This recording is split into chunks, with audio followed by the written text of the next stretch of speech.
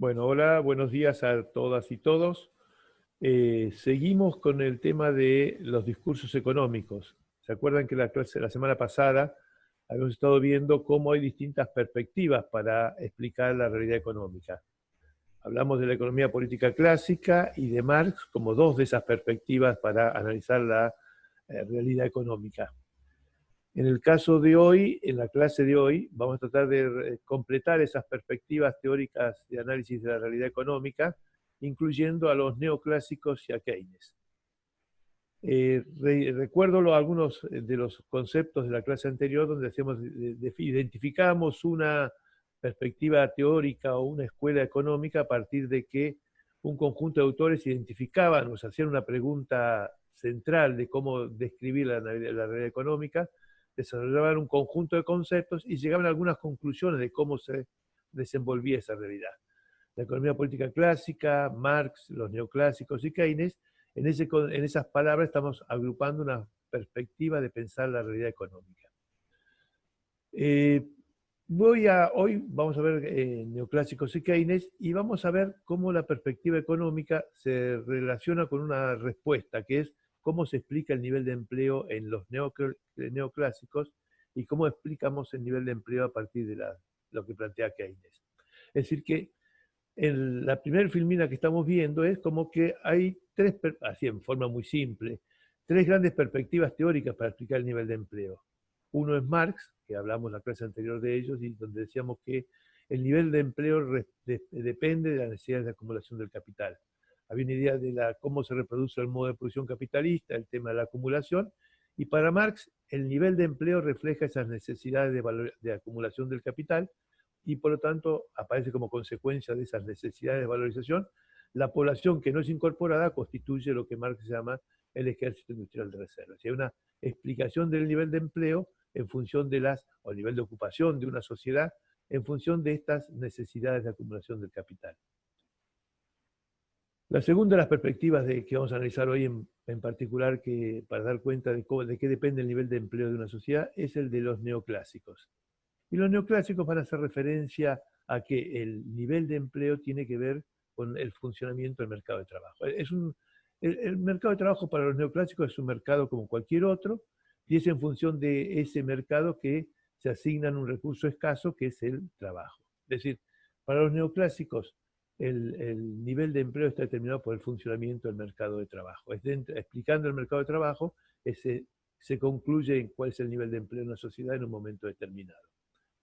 Para Keynes, y lo simplifico por como estaba el nombre en la primera filmina, la explicación del nivel de empleo tiene que ver con la demanda efectiva.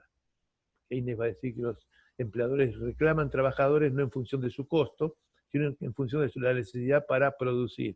¿Y de qué depende esa necesidad de producir? De la demanda de sus bienes. En cuanto un empresario tenga una mayor demanda de sus bienes, tiene que producir para responder a esa demanda, y el trabajo es una forma de responder a ese incremento de la demanda que se genera en la sociedad. Así que hay tres explicaciones muy sintéticas: el nivel de la necesidad de la acumulación para Marx, el funcionamiento del mercado de trabajo para los neoclásicos y la demanda agregada, la demanda efectiva para Keynes. Empecemos con los neoclásicos. En general, el surgimiento de los neoclásicos es muy particular. En distintos lugares de Europa en las últimas décadas del siglo XIX aparecen autores que el elemento que tienen en común es que van a cuestionar una parte, la teoría del valor de la economía política clásica. ¿Se acuerdan cuando en la clase anterior hablamos de Smith y de Ricardo? Decíamos que para explicar el cambio ellos tenían que desarrollar un concepto de valor, y el valor tenía que ver con el trabajo, especialmente en Ricardo. Entonces, ellos habían desarrollado una explicación del cambio en esta sociedad comercial, según decían Smith y Ricardo, y el cambio se explicaba a partir del trabajo.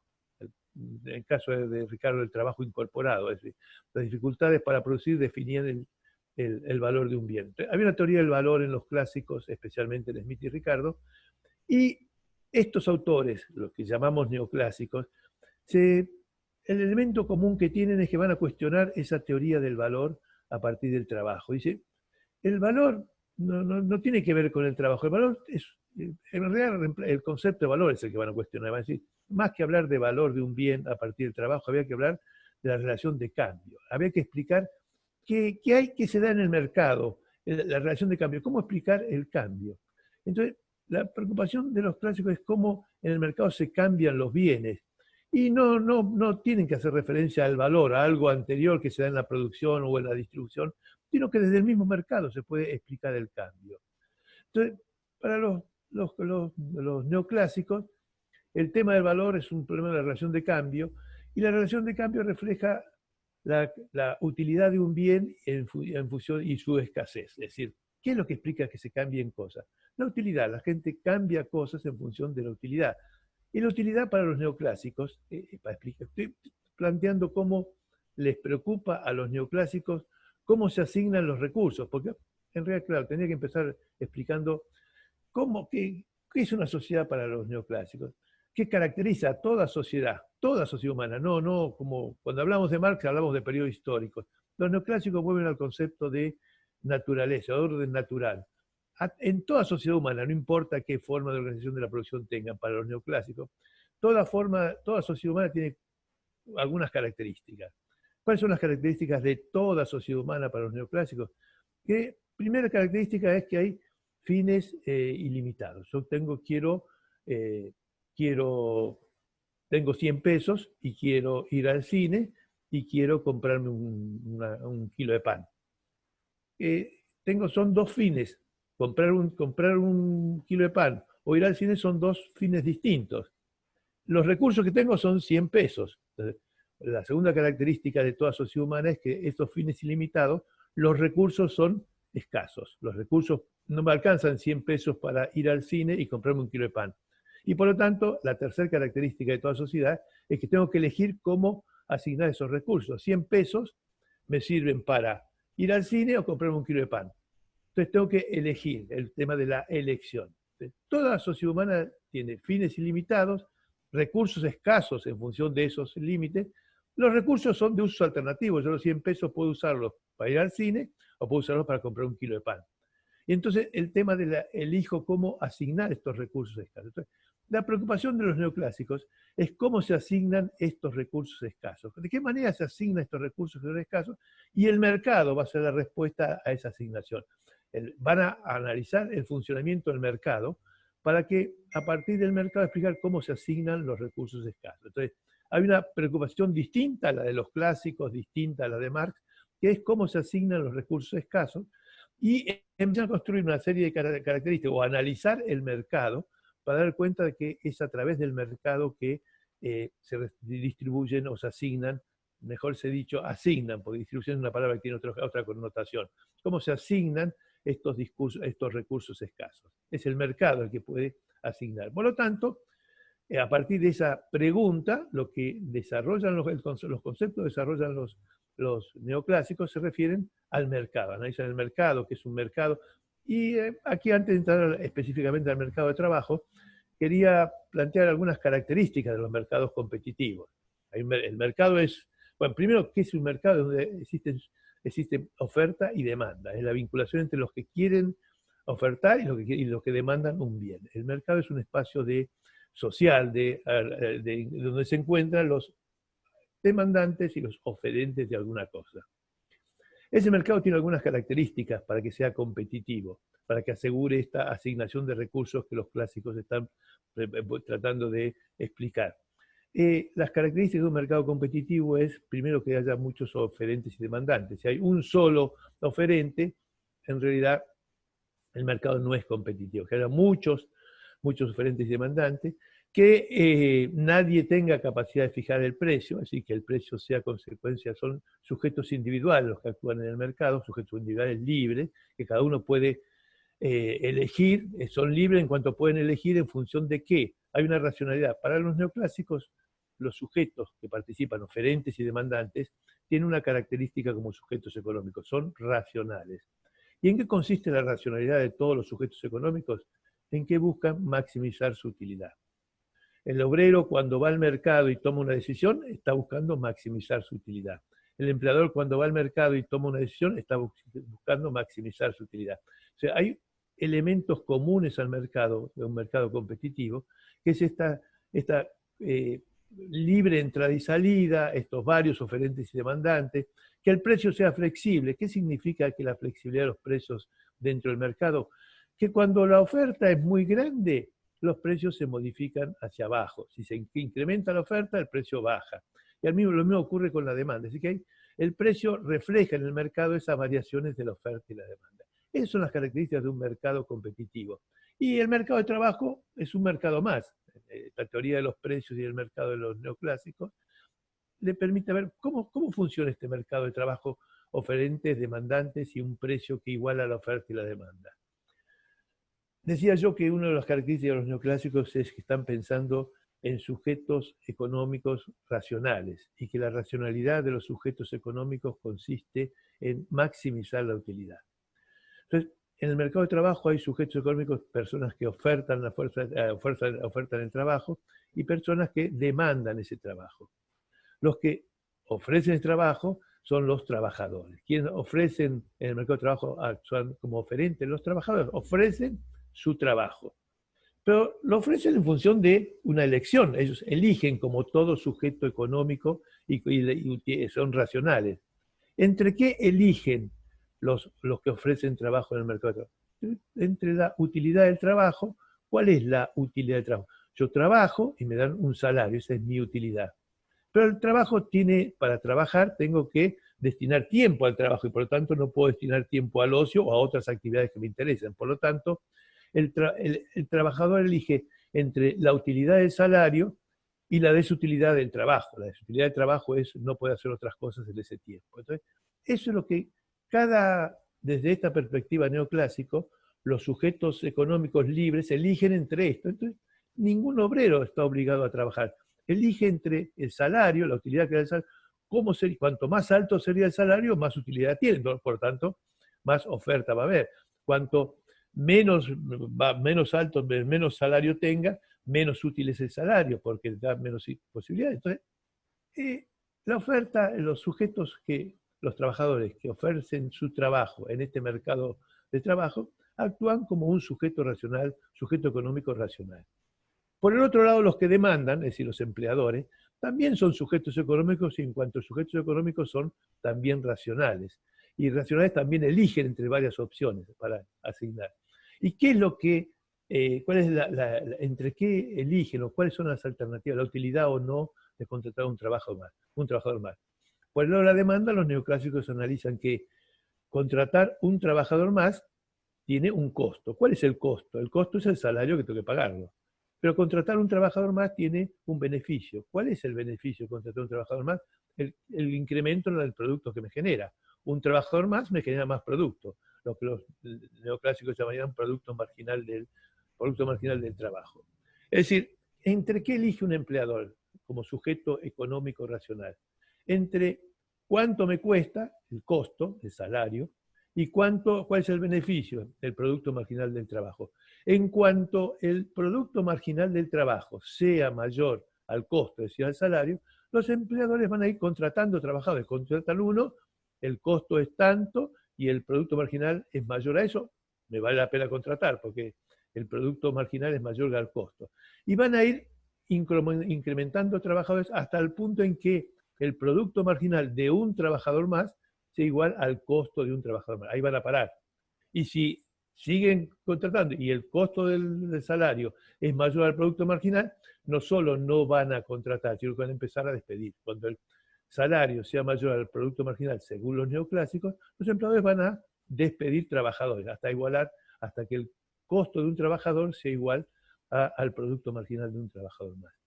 Por esta idea de medir en términos del último trabajador, a estos, además de neoclásicos, a veces se los reconoce a esta escuela económica como los marginalistas, porque la utilidad de un bien es algo subjetivo y no es constante en el tiempo. El ejemplo que siempre usan los neoclásicos para explicar la utilidad de un bien que es algo subjetivo es un vaso de agua.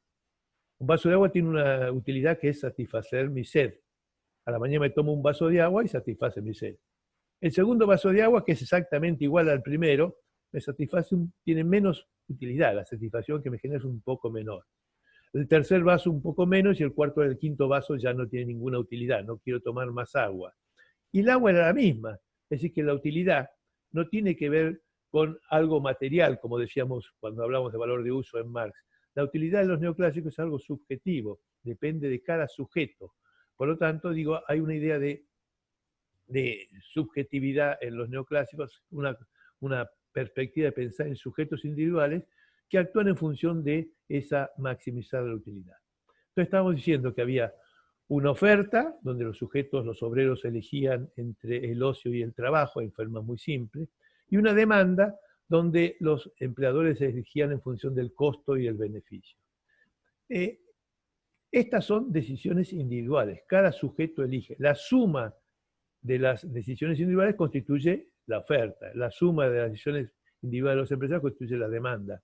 Y como en todo mercado, lo que iguala oferta y demanda es el precio, un precio que se va moviendo en función de las cantidades ofertadas y demandadas. Entonces aparece el precio como equilibrio, el precio de equilibrio donde se encuentra la oferta y la demanda. Ese, el equilibrio del mercado, ¿qué es lo que asegura en ese donde se encuentra la oferta? Primero, que la oferta y la demanda son decisiones individuales de cada sujeto. Yo elijo ir a trabajar, el otro elige ir a trabajar, el cuarto elige no ir a trabajar por ese salario, y los empleadores lo mismo, uno elige contratar, otro contratar. La suma de esas decisiones constituye la oferta y la demanda.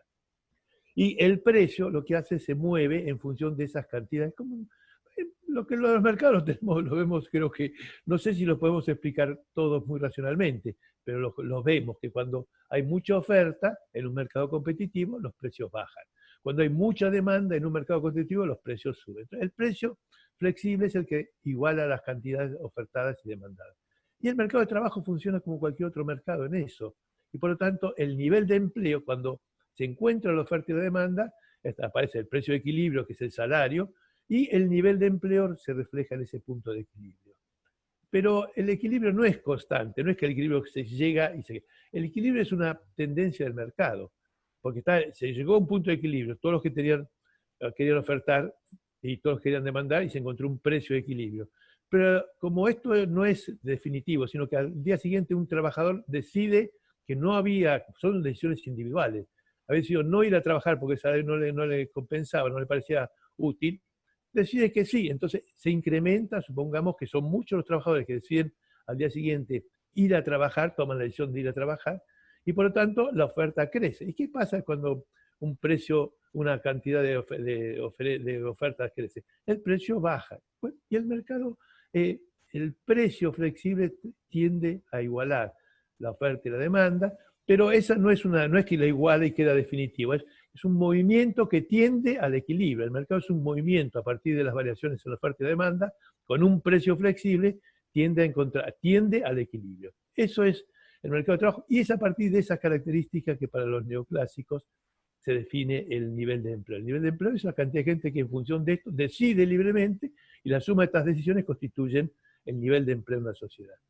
Si el empleo depende de estas variaciones en el mercado de trabajo, ¿cómo sería, cómo habría el desempleo? ¿Qué desempleo habría? Si cada uno es libre de entrar, entonces si yo quiero trabajar, me presento, ¿qué es lo que pasa cuando muchos quieren trabajar?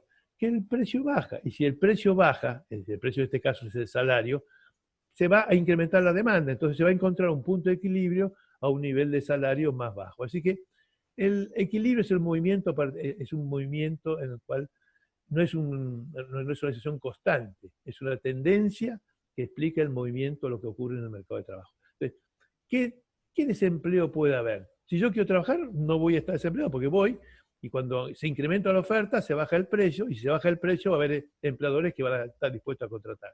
Entonces, el único desempleo que puede haber es el voluntario para los neoclásicos. ¿Qué significa el desempleo voluntario? Que yo a ese precio del salario no quiero, la utilidad del salario no me llama, no me gusta, no estoy de acuerdo, por lo tanto no trabajo, a ese salario no trabajo. Es un desempleo voluntario, es porque quiero una utilidad del salario que sea por encima de lo que está definiendo el mercado en ese momento. Y entonces, el primer forma de desempleo es el voluntario, sí, porque quiero una utilidad, la utilidad del salario es muy poca y por lo tanto elijo el ocio, por decirlo en términos muy simples, elijo el ocio frente al trabajo. La utilidad del ocio es mayor que la utilidad del salario que me genera el trabajo. Entonces, el desempleo ahí es voluntario, depende de cada sujeto, por lo tanto para los neoclásicos no sería preocupante porque es decisión que toman los sujetos libremente y por lo tanto hay que respetar. Y el otro desempleo para los neoclásicos es el friccional, es decir, el cambio de un lugar a otro. Es un desempleo muy coyuntural que una parte de la población está moviéndose de un empleo a otro y ese es el desempleo. Durante ese tiempo de movilidad de un trabajo a otro es el desempleo. Es decir, que para los neoclásicos explican el nivel de empleo a partir del mercado y si el mercado funciona sin que nadie intervenga, el nivel de empleo es el que se resuelve en este movimiento de la oferta y la demanda. Y la oferta y la demanda son decisiones que toma cada uno de los sujetos, no es alguien que decide por nosotros. La explicación del mercado es lo que decía la mano invisible de Smith. El mercado no hay nadie que decida, cada uno elige, toma su selección, su decisión, y el mercado junta esas decisiones de oferta y demandante y el precio logra encontrar el equilibrio entre esas variaciones de las cantidades ofertadas y demandadas. Por lo tanto, para los neoclásicos, el desempleo es un tema el empleo es una consecuencia del funcionamiento del mercado. Son las elecciones que toma cada sujeto libremente en función de maximizar su utilidad y por lo tanto, esas decisiones, a partir de un mercado competitivo, se logra un precio de equilibrio, un salario, y ese es el nivel de empleo de la sociedad. Por debajo de ese desempleo, lo único que hay es ese que decía involuntario. Es decir, la explicación del nivel de empleo a partir del mercado de trabajo, del funcionamiento del mercado de trabajo, en realidad en términos teóricos, desde esta perspectiva. También aquí debería rescatar que los neoclásicos toman una perspectiva de pensar la sociedad. Yo decía que en los clásicos se acuerdan que decíamos que había, por lo menos yo dije en la clase anterior, que la reproducción económica incluía producción, distribución, cambio y consumo, las cuatro partes que constituían la reproducción económica, que era lo que les preguntaba a los clásicos. Los neoclásicos de estas cuatro partes están centrando el análisis o la explicación de la realidad económica en una que es la del mercado. Mercado, cambio o circulación es lo mismo. Voy a usar el concepto de cambio, circulación o mercado para referirme a esta etapa de la reproducción económica, que no es la producción, no es la distribución, que es donde participan cada sujeto en el producto social, y no es el consumo, donde se usan los bienes en función de su utilidad. No, es el mercado, este espacio privilegiado del análisis de la perspectiva teórica neoclásica. Entonces, el nivel de empleo se explica a partir del mercado y la perspectiva teórica de los neoclásicos es explicar el funcionamiento de este mercado. Pero pese a estas explicaciones de los neoclásicos, en las primeras décadas del siglo XX y a partir de la crisis del 30, claramente después de la crisis del 30, el nivel de desempleo en los países centrales y en todo el mundo es muy alto. Y ese nivel de desempleo no es voluntario, no es que los trabajadores en Europa o en América, Estados Unidos, no querían ir a trabajar por el salario, estaban dispuestos a trabajar a cualquier salario, pero nadie los tomaba. Aunque el precio bajaba, no tomaban a los trabajadores. Pareciera que en esa perspectiva de crisis y eso, Keynes va a cuestionar esa explicación del nivel de empleo a partir del mercado. Así que el mercado de trabajo tiene algunas características que no es como cualquier mercado y por lo tanto el equilibrio del mercado no asegura la plena ocupación de todos los trabajadores. El pleno empleo, que sería en la perspectiva neoclásica, el punto de equilibrio donde se encontraba la oferta y la demanda era el pleno empleo. Si todos los trabajadores querían trabajar, encontraban trabajo en función de esa variación de oferta y demanda y ese precio flexible que igualaba estas cantidades.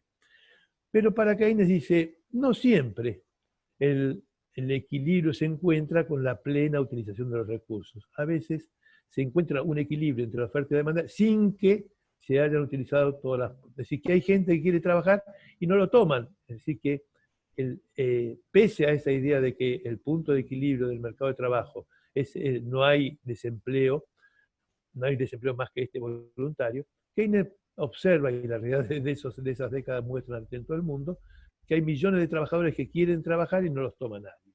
Entonces Keynes se pregunta, va a cuestionar esta explicación del nivel de empleo a partir del funcionamiento del mercado, porque había otra explicación, digamos, por fuera del mercado para los neoclásicos, puede haber desempleo si alguien interrumpe el funcionamiento del mercado de trabajo. Por esto yo decía que el punto de equilibrio donde se encuentra la oferta y la demanda con un precio que iguala estas variaciones, suponía un mercado competitivo.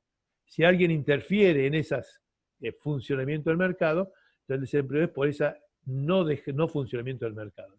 fuera de esa idea de los neoclásicos, sea porque alguien no quiere trabajar por ese salario, o porque el funcionamiento del mercado está obsturado, o alguien está obstruyendo ese funcionamiento del mercado, no habría el empleo, el equilibrio del mercado es el pleno empleo de los que quieran trabajar.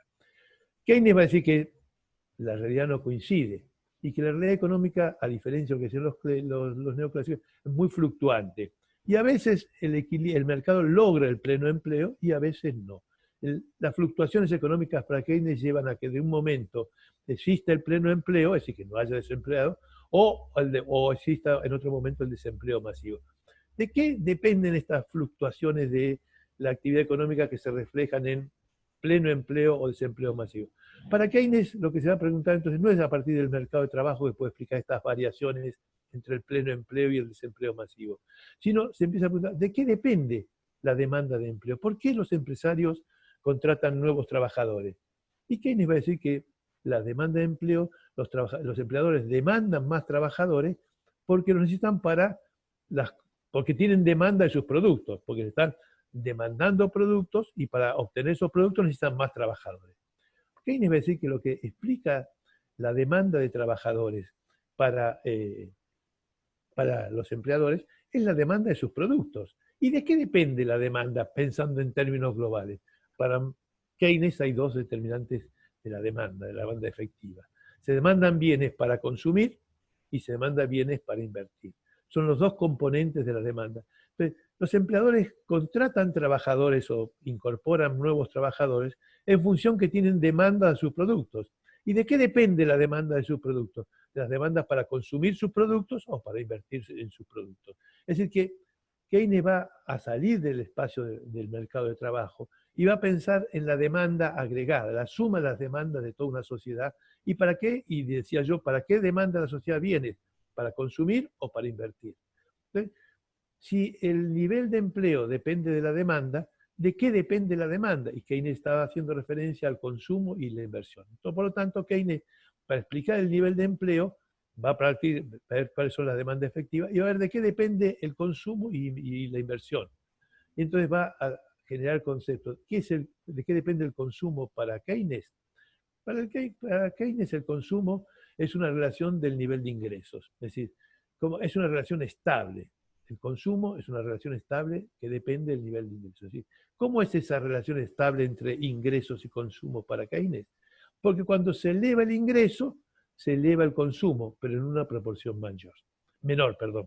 Cuando se eleva el ingreso, se eleva el consumo, pero en una proporción menor a lo que se creció el ingreso. ¿Sí? Hay una relación estable entre ingreso y consumo. Es un ejemplo muy simple. ¿Y cómo es esa relación estable? Bueno, esto que estoy explicando se llama la progresión marginal a consumir. Es decir, cuando se incrementa el ingreso, el consumo es una parte menor de ese ingreso. Veamos un ejemplo muy simple, por lo simple a lo mejor da cuenta de esto de la propensión marginal. Si una persona tiene un ingreso mensual de 1.000 pesos, es probable que consuma los 1.000 pesos. Si una persona, es decir, el 100% del ingreso es el consumo. Si una persona en vez de 1.000 pesos gana 10.000 pesos por mes, es probable que esa persona consuma de esos 10.000, 8.000 pesos. Por lo tanto, el consumo es el 80% del ingreso. Y si una persona tiene un ingreso de 100.000 pesos, según Keynes, esa propensión marginal de consumo habría que en vez de los 100.000 pesos consuma 700.000, 70.000 pesos, perdón, entonces el 70%. ¿Qué estoy describiendo ahí? A mayor ingreso, menor proporción de consumo. El que tenía un ingreso de 1.000 pesos consumía todo el ingreso. El que tiene un ingreso de 100.000 pesos mensuales consume el 70%. ¿Eso qué significa? Que con la reproducción o con el crecimiento de la actividad económica, una parte menor del ingreso se va a destinar al consumo. Y si el consumo es una parte de la demanda efectiva, si una parte menor del ingreso se destina al consumo, va a afectar a la demanda efectiva por la influencia del consumo. Habrá que ver qué pasa en ese momento con la inversión, que es el otro componente de la demanda efectiva. Entonces, explicar el consumo y la proporción marginal a consumir como esta tendencia a que cuando se incrementa el ingreso, el consumo se incrementa en una proporción menor, es decir, que a mayores ingresos de la sociedad, la parte que se consume es menor. Y si el consumo forma parte de la demanda efectiva, si no pasa, veamos qué pasa con la otra parte de la demanda efectiva, que es la inversión, pero si la inversión no se moviliza, no se mueve, la demanda sería insuficiente. Esta limitación del consumo a partir del incremento de los ingresos afectaría el nivel de demanda efectiva. Sería insuficiente la demanda para absorber toda la producción. ¿Y de qué depende la inversión? Yo decía que el consumo es una relación estable con los ingresos. ¿Y de qué depende la inversión para Keynes? También tiene una explicación de qué depende la inversión como un componente de la demanda agregada. Y para Keynes, la inversión depende de la rentabilidad esperada del empleador. El empleador invierte porque tiene expectativas que le va a ir bien en la producción. Sí, son las expectativas o el rendimiento esperado lo que define el nivel de inversión. Por ejemplo, hay una incertidumbre respecto al futuro y si el empleador piensa que esa expectativa, esa rentabilidad futura es adecuada, va a invertir. La inversión no es consecuencia de cómo me fue, porque ustedes dirían, bueno, el año pasado un empleado dice, el año pasado me fue muy bien, tuve mucha ganancia, pero están cambiando las cosas y este año no me va a ir bien. Aunque me haya ido bien, la incertidumbre del futuro es el que define la inversión. La incertidumbre sobre el futuro es lo que define el nivel de inversión. Por lo tanto, si yo tengo la expectativa de que el futuro va a ser malo, no voy a invertir. Si no invierto, consumo menos, la demanda que está determinada por la inversión es menor, por lo tanto, la demanda tiende a ser insuficiente. Sea por el consumo o por la inversión, si la demanda es insuficiente, ¿qué significa? Que una parte de la producción no se puede realizar. ¿Y qué hacen los empleadores cuando una parte del producto no lo pueden vender? Bueno, detienen la producción. ¿Y qué pasa al detener la producción? Contratan menos trabajadores. Por lo tanto, digo, para la perspectiva de Keynes, lo que depende el empleo refleja la demanda efectiva. Y la demanda efectiva tiene dos componentes, demanda para consumir, que era el tema del ingreso que decían, y demanda para invertir, que son las expectativas de los empleadores.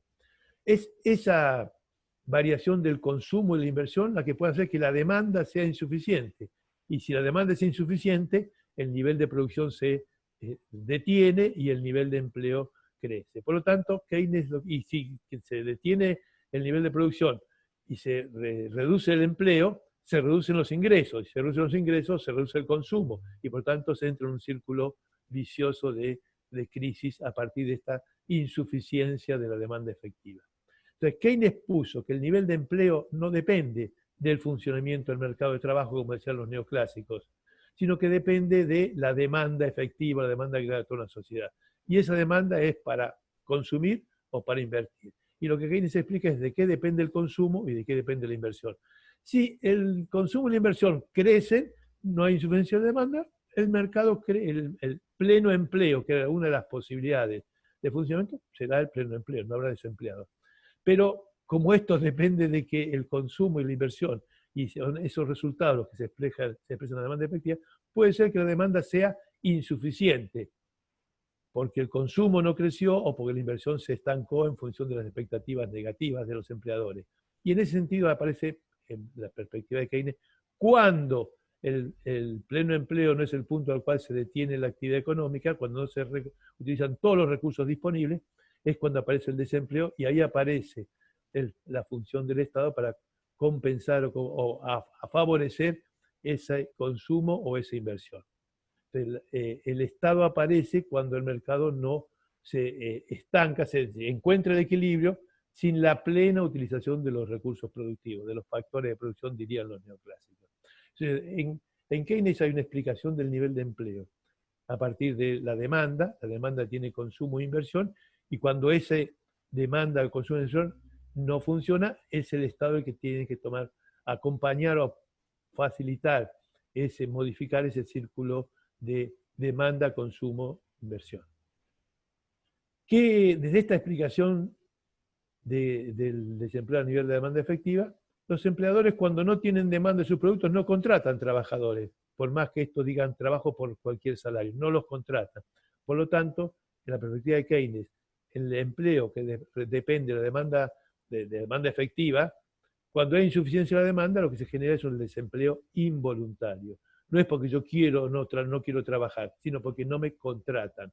Es lo que Keynes, en la década del 30, para el medio de la crisis, los millones de trabajadores que no encontraban trabajo no es porque no querían trabajar a un salario determinado, sino porque no los contrataban. ¿Por qué no los contrataban para Keynes? La expresión de Keynes es porque la demanda era insuficiente. Entonces, hay un concepto de desempleo que surge de la explicación del nivel de empleo de Keynes, que es el desempleo involuntario. Entonces, para Keynes el nivel de empleo pasa, las fluctuaciones económicas hacen que la situación de empleo pase del pleno empleo a el desempleo masivo. Estas fluctuaciones. Entonces, ¿de qué depende? Según cómo se varíe el consumo y la inversión, vamos a estar en el pleno empleo o en un desempleo masivo. Y el papel del Estado para atenuar esas contradicciones que existen o que surgen a partir de ese funcionamiento de la demanda.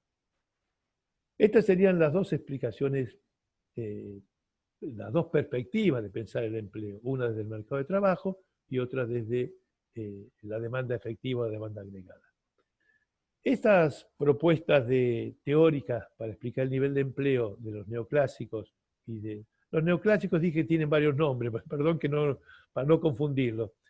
Cuando digo neoclásicos, marginalistas, neoliberales, prácticamente estoy refiriéndome al mío. Neoclásico es el concepto más científico, en mi opinión, más desarrollado y que tienen todos sus autores, digo que así como dije, los neoclásicos aparecieron a fines del siglo XIX en algunos países, el que realmente construyó esta perspectiva teórica como demandante fue Alfred Marshall, un economista inglés que fue el que puso a estos neoclásicos, estos que tomaron parte, cuestionaron la teoría del valor, pero incluyeron el término del mercado como eje central y los sujetos individuales para analizar la realidad, como los neoclásicos es una perspectiva de pensar la realidad económica en el caso del empleo, a partir del mercado de trabajo. Y Keynes es una perspectiva de pensar el nivel de empleo a partir de la demanda efectiva. Y por lo tanto, los que plantean una u otra visión de la realidad plantean políticas para dar respuestas al tema del desempleo distintas según cuál sea la perspectiva. Aquí planteo en forma muy sintética cuáles serían las políticas desde cada una de las perspectivas. Si para los neoclásicos el nivel de empleo se define en el mercado, si algún obstáculo impide la flexibilidad de los salarios, yo decía, ¿por qué el mercado encuentra el equilibrio? Porque el precio es flexible, sube y baja en función de las cantidades ofertadas y demandadas de trabajo. Esa es la flexibilidad de los precios. El precio en el mercado de trabajo es el salario. Pero si hay obstáculos a esa flexibilidad, el desempleo es consecuencia de esos obstáculos. Por lo tanto, hay que eliminar esos obstáculos. ¿Cuáles serían los obstáculos de la perspectiva neoclásica que impiden un precio flexible? Y los dos ejemplos más evidentes son el salario mínimo vital y móvil y la negociación colectiva. Si yo digo que el salario no puede bajar de un piso que se llama salario, y establece una ley que es el salario mínimo vital y móvil en la Argentina. Quiere decir que aunque haya mucha oferta de trabajadores, llega un punto donde la mayor oferta de trabajadores hace que el salario vaya bajando, hasta que llega un punto que no puede bajar más porque hay un límite legal, un piso legal que es el salario mínimo vital y móvil. Por debajo de ahí no puede bajar, por lo tanto, se establece para los neoclásicos esa falta de flexibilidad de los salarios por el salario mínimo vital y móvil. O lo mismo ocurre si el piso está dado por una negociación colectiva para un sector. Es decir, los salarios flexibles es una condición para encontrar ese equilibrio del pleno empleo. Si hay obstáculos, como son el salario mínimo vital y móvil y el salario de convenio, que ponen un piso a esta flexibilidad del salario, el desempleo es consecuencia y por lo tanto las políticas para generar empleo deben ser recuperar esa flexibilidad de los salarios. Si yo decía que lo que el empleador elige es entre el costo y el beneficio, si se reduce el costo laboral, va a incrementar la demanda de trabajo. Si decíamos que la demanda era una relación que el empresario elige entre el costo y el beneficio, si el costo es el salario y el beneficio es el producto marginal, la productividad marginal de un trabajador más, Si reduzco el costo porque el Estado se hace cargo de alguna parte de ese salario o de esos salarios indirectos, por ejemplo, si subsidia el salario el Estado o si reduce las contribuciones patronales, el salario, se reducirán los costos laborales y eso favorecería el empleo. Una reducción de los costos laborales del empresario favorecería el nivel de empleo para los neoclásicos. Política de reducción de costos laborales caracteriza esta perspectiva de pensar el empleo. La eliminación de los obstáculos a la entrada y salida, decía que un mercado competitivo es el que permite la libre entrada y salida del mercado de trabajo. ¿Cuáles serían en el mercado de trabajo un obstáculo? Por ejemplo, la indemnización. La indemnización es un obstáculo a la salida. Yo quiero echar a una persona porque necesito adecuar mi planta de trabajo a las necesidades de producción y quiero echar a 2 trabajadores, tengo que pagarles, que se llama indemnización por despido. Esa indemnización es una barrera, según los neoclásicos, a la salida. Lo mismo si yo digo, bueno, para ingresar al mercado de trabajo es necesario tener el secundario completo, hay que necesario hacer tales cosas. Estoy poniendo obstáculos, o estoy diciendo, el empleador tiene que darle a los trabajadores dos ropas de trabajo todas las semanas, todos los meses. ¿Qué estoy poniendo? Un obstáculo al ingreso de trabajadores, porque para ingresar a un trabajador tengo que darle esas cosas. ¿Sí? Los obstáculos a la entrada y la salida son parte de las políticas neoclásicas. La reducción de las regulaciones. Yo decía que el mercado se mueve, en el mercado competitivo la oferta y la demanda, cuando no hay alguien que interfiera. Por lo tanto, las regulaciones del Estado que inciden en el mercado limitan el funcionamiento del mercado y por lo tanto pueden generar desempleo. Por lo tanto, como política para reducir el desempleo es reducir las regulaciones del Estado. Y por último, la formación profesional desde una perspectiva neoclásica como capital humano, como el esfuerzo individual o la obtención de un ingreso para obtener a futuro mayor nivel de ingreso. Es decir, la formación profesional como decisión individual para mejorar el ingreso en el futuro. Estas serían como las políticas, algunos ejemplos de lo que caracterizarían a las políticas de empleo desde una perspectiva neoclásica o marginalista o neoliberal. ¿Y cuáles serían las políticas para mejorar el empleo de la perspectiva keynesiana? La primera es las políticas fiscales y monetarias que favorezcan el consumo. Si yo digo, la tasa, el ejemplo más utilizado es el tema de la moneda y de la tasa de interés. Las tasas de interés más bajas favorecen la inversión, las tasas de interés más altas afectan a la inversión. En términos keynesianos, las políticas monetarias y fiscales que facilitan el acceso a los empleadores para la inversión favorece el tema del empleo. El consumo, si decíamos que uno de los componentes de la demanda efectiva es el consumo, permitir elevar el consumo mejora la demanda y si mejora la demanda mejora la necesidad de trabajadores para satisfacer esa demanda de producción. Por lo tanto, la elevación del consumo y los salarios, la elevación de los salarios es uno de los elementos que impacta sobre el consumo en términos masivos. Por lo tanto, la elevación de los salarios se traduce en una elevación del consumo, que significa una mayor demanda, y esa mayor demanda requiere más producción y trabajadores para obtener esa mayor producción. Por lo tanto, la elevación del consumo, los salarios, la elevación de los salarios es una de las políticas de la perspectiva keynesiana para mejorar el nivel de empleo. Bueno, la participación del Estado en general para corregir estos desequilibrios en términos de inversión. Si la inversión, las expectativas de rendimiento de los empresarios es muy limitada, es muy pobre, el Estado puede invertir. La inversión del Estado tiende a corregir los desequilibrios del mercado.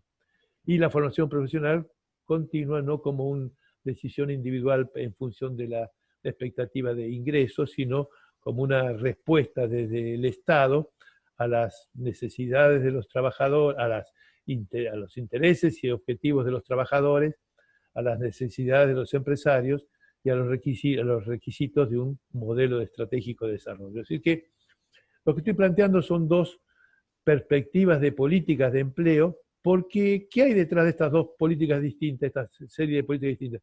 Distintas perspectivas o distintas explicaciones teóricas de lo que es el empleo. ¿Y de dónde surgen estas distintas explicaciones de lo que es el empleo? De unas preguntas que se hacen y de un conjunto de conceptos que desarrollan para dar respuesta a esas preguntas, y que estas son las políticas que expresarían esa perspectiva teórica. Entonces, por supuesto, estoy hablando a nivel de perspectivas teóricas muy en general. En un gobierno en particular habría medidas que tienen más que ver con la perspectiva neoclásica, más que ver con la perspectiva keynesiana, pero en realidad no podría decir todas las medidas estas son neoclásicas, todas son totalmente keynesianas, sino que lo que cuando identificamos, y ahora pasamos a la placa siguiente, este debate entre las políticas neoclásicas y keynesianas, o este mayor predominio de una perspectiva neoclásica, una perspectiva keynesiana, no son iguales en el tiempo o en cada país.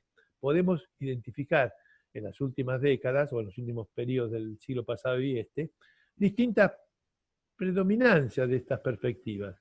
Quiere decir que este debate no, en algunos periodos y en algunas sociedades en particular tiene más predominancia las perspectivas neoclásicas, en otros periodos, en otros países tiene más perspectiva la perspectiva keynesiana. Pensando, o por lo menos en forma de sintetizar, que esto no es constante. Lo que quiero marcar con esto los periodos históricos es que lo que existe es un debate abierto, no está cerrado. Estas son perspectivas de estar pensando la realidad y se van desarrollando estas ideas. Es decir, yo la explicación que dije de los neoclásicos y de Keynes son las versiones tradicionales. Después de los neoclásicos, la versión estándar del mercado de trabajo, hay otras explicaciones que se desarrollan a partir de la perspectiva neoclásica, y también después de Keynes hay una serie de autores post-keynesianos o de origen basándose en la teoría más marxista como los regulacionistas. Es decir, hay distintas, cuando yo dije neoclásicos y Keynes, planteé dos perspectivas teóricas en su forma más simple, pero estas perspectivas teóricas tienen un desarrollo también dentro de esta misma corriente. Por lo tanto, digo, en general los conceptos hoy más amplios que incluyen todas estas incorporaciones a estas perspectivas teóricas neoclásicas y Keynes, es en general los conceptos se hace referencia a los neoclásicos, marginalistas y neoliberales con el concepto de ortodoxos, porque era como una teoría dominante los ortodoxos. Y se hace referencia a los keynesianos, a los institucionalistas, regulacionistas, distintas formas de desarrollo de las ideas de esta plantea de Keynes, como la perspectiva heterodoxa. Así que hay los ortodoxos más vinculados a esta idea del mercado y de los neoclásicos, y los heterodoxos, distintas interpretaciones vinculadas a Keynes, a los regulacionistas, a algunas ideas de Marx, a los institucionalistas. Así que este es un debate que está abierto, no es algo que está cerrado, y que es un debate abierto y que toma ese debate tiene distintas características. Por eso, este periodo histórico es más que para concluir en el dominio no en un periodo de un discurso, es plantear que esto está en movimiento, que este debate es un debate abierto. Y entonces estos periodos nos permiten ver cómo se dio el debate. Desde el fin de la Segunda Guerra Mundial hasta la crisis de los 70, me parece a mí en general hay cierto consenso en que hay un predominio de la perspectiva keynesiana. El estado de bienestar, que caracterizó las últimas, desde el 40 a los 70 en Europa, con el tema de la economía, del estado del bienestar, la sociedad salarial en Europa. Y en América Latina los procesos de industrialización con fuerte participación del Estado, parecería que ese periodo es de predominio digo, de perspectiva keynesiana para simplificar un poco este debate. Las últimas décadas del siglo XX, a mediados de la década del 70, en 1974-75, hay una crisis internacional, que algunos lo vinculan esa crisis de mediados de los 70 con el aumento del precio del petróleo por parte de los países de la OPEP, los países exportadores de petróleo. Otros dicen que esa crisis de mediados de los 70 tenía que ver con las condiciones de acumulación, no tiene que ver con el precio del petróleo, pero independientemente de la explicación de la crisis, lo real es que a mediados de los 70 hay una crisis a nivel de la economía mundial, en la mayoría de los países del mundo, y que a partir de esa crisis, cuando se recupera la actividad económica en las dos últimas décadas del siglo XX, las condiciones, la expansión del sector financiero y la reducción de las políticas sociales de Estado pareciera que es una característica de esas políticas en Europa. Y que en América Latina, a partir del endeudamiento y del estancamiento económico, son periodos muy limitados y donde hay un predominio limitado en términos, de actividad económica en el caso de América Latina por el endeudamiento, y podríamos identificar ese periodo como de predominio de la perspectiva neoclásica en términos muy generales, estoy diciendo. El siglo XXI aparece otra vez con varios elementos disruptivos de este debate o que aportan este debate. Digo, en algunos países de América Latina, algunos autores reconocen, y Argentina entre esos países, como una expansión de las relaciones, del nivel de empleo y de las políticas desde una perspectiva más keynesiana. El otro elemento que aparece en el siglo XXI es la crisis del 2008, donde la crisis del 2008, que es la crisis que se surge del sector financiero, y de alguna manera la crisis del 2008 como expresión de el funcionamiento de la falta de regulación de los mercados financieros, que en general aparece como la explicación del mercado, de la crisis del 2008, llevaría a cuestionar este carácter autorregulador o este papel del mercado que logra el equilibrio, como decían los neoclásicos. De todas maneras, la crisis del 2008 supuso alguna discusión respecto a ese paradigma de equilibrio del mercado neoclásico, pero cuando se recuperó la actividad económica, no, esa crítica a ese funcionamiento o a esa capacidad de autorregulación del mercado fue limitada, digamos. La crisis actual, la pandemia, vuelve otra vez a poner en debate estas ideas. Entonces aparecen respuestas. En general, en los periodos de crisis, la intervención del Estado es mucho mayor. Esta idea del mercado como autorregulado y el mercado por fuera, que caracterizaba el pensamiento neoclásico, se atenúa un poco en el momento de las crisis. En el momento de las crisis hasta se reconoce que el Estado ayude o subsidie intervenga en el mercado subsidiando, cosa que cuando aparece la crisis, otra vez el mercado trata de sacarse la tutela o la regulación desde el Estado.